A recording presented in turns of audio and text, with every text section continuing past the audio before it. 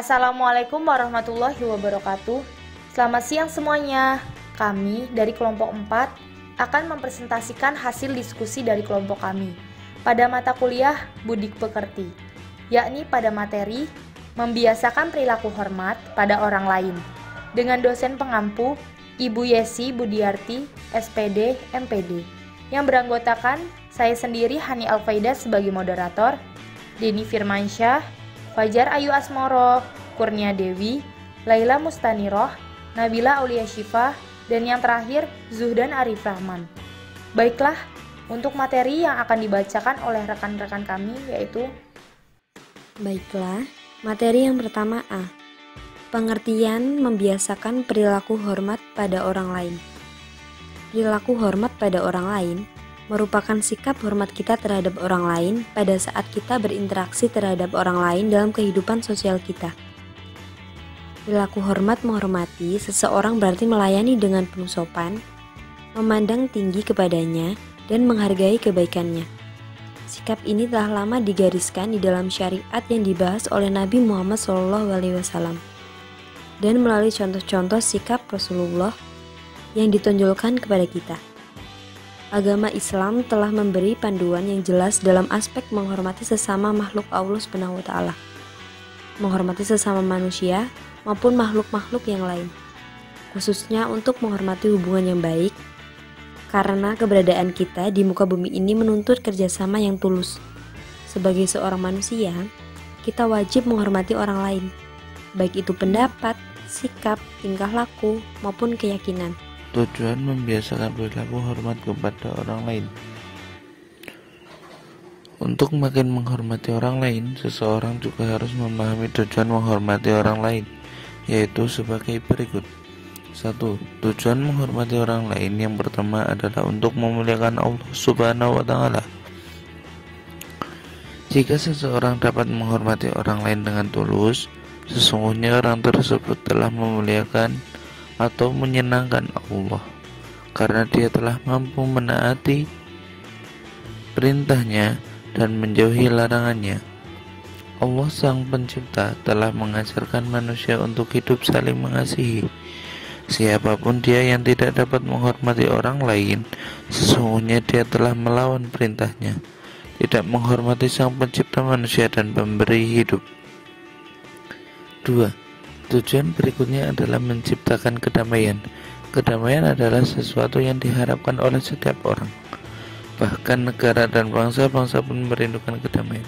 Salah satu syarat utama untuk terciptanya kedamaian adalah ketika seseorang telah mampu secara nyata dan tulus menghormati orang lain. Tragedi kemanusiaan terjadi karena seorang tidak sungguh-sungguh sadar dan berusaha untuk mampu menghormati orang lain.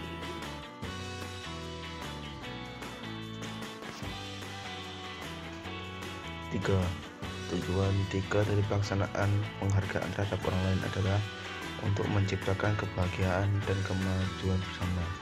Bahwa di mana ada kedamaian, di situ ada kebahagiaan, di situ juga akan terjadi kemajuan. Seorang tidak dapat mengalami kebahagiaan dan kemajuan tidak mampu menghormati orang lain. Sebagai contoh, sebuah keluarga berbahagia jika sesama anggota saling menghormati. Demikian juga dengan masyarakat tidak akan mengalami kemajuan jika di masyarakat tidak ada penghargaan terhadap orang lain. Justru yang terjadi sebaliknya, yaitu keributan, permusuhan, dan pembunuhan.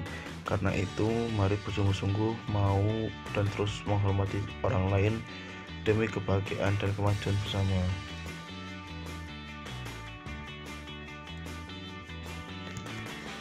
C. Manfaat membiasakan perilaku hormat pada orang lain. Yang pertama, orang lain juga akan menghormati kita. Yang kedua, hidup akan terasa tenang karena minim konflik. Yang ketiga, hidup akan lebih produktif. Yang keempat, lebih banyak teman. Dan yang kelima, membentuk reputasi yang lebih baik mengenai diri kita di mata orang lain. selanjutnya bentuk-bentuk penghormatan pada orang lain. Ada beberapa bentuk penghormatan pada orang lain di antaranya. Yang pertama, hormatilah diri sendiri. kita berkewajiban menghormati orang lain seperti kita ingin dihormati. Oleh sebab itu, setelah kita menghormati diri sendiri, sepatutnya kita juga menghormati orang lain. Jika banyak orang lain yang tidak menghormati kita, maka pertanyakanlah nilai hakiki kita sebagai manusia.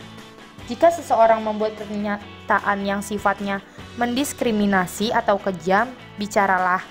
Katakan kepada mereka apa yang membuat Anda merasa tidak dihormati dan apa sebabnya. Yang kedua, dengarkanlah dengan sungguh-sungguh.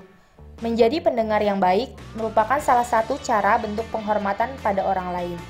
Banyak orang yang tidak mampu mendengarkan dengan baik karena mereka mudah terganggu, selalu memeriksa ponsel mereka atau sibuk memikirkan apa yang selanjutnya ingin mereka katakan. Belajarlah untuk bisa sungguh-sungguh mendengarkan pada saat orang lain sedang berbicara. 3. Jangan mengganggu waktu dan keleluasaan pribadi orang lain. Di zaman modern seperti saat ini, kita tidak lagi mempunyai banyak waktu. Jadi, jika Anda sampai terpaksa mengusik keleluasaan pribadi orang lain, pastikanlah bahwa hal ini memang benar-benar Anda harus lakukan. Atau misalnya karena rumahnya terbakar atau ada kecelakaan. 4. Tanggapilah gagasan orang lain dengan penuh perhatian. Selain menjadi pendengar yang baik, selayaknya kita merespon pembicaraan orang lain sebagai wujud perilaku menghormati orang lain. Dengarkan gagasan, pendapat, dan nasihat dari orang lain dengan pikiran yang terbuka. Anda tidak harus setuju dengan mereka, tetapi berikanlah kesediaan Anda untuk memikirkan apa yang mereka katakan. 5. Budayakanlah perilaku yang terbaik. Salah satu contoh sederhana adalah mengucapkan terima kasih dan tolong pada saat Anda meminta sesuatu dari orang lain.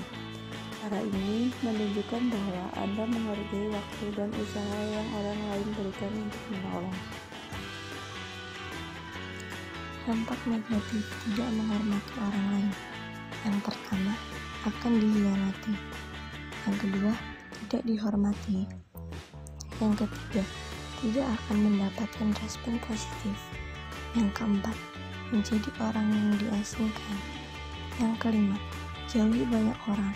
Dan yang terakhir, tidak diperdulikan.